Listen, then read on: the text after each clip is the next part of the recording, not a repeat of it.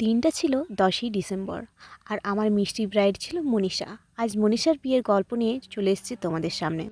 আমি তাড়াতাড়ি রেডি হয়ে বেরিয়ে পড়েছি ব্রাইডের লোকেশনে যাওয়ার উদ্দেশ্যে।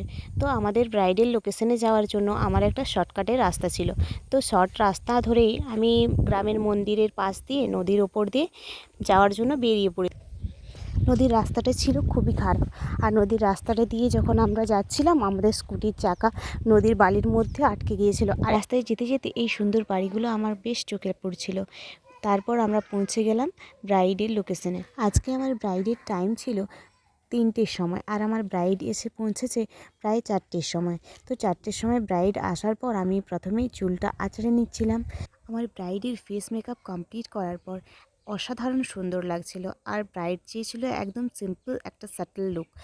এরপর আমি কলকা শুরু করে দিয়েছি। কলকা শেষের পর একটা সাবেকি লুক দিয়ে পুরো সাজটা কমপ্লিট করে। আমার ব্রাইডের শাড়ি এবং জুয়েলারি ছিল একদম অন্যরকম, অন্যদের তুলনায় অনেকটাই আলাদা। তাকে একদমই খুবই সুন্দর লাগছিল।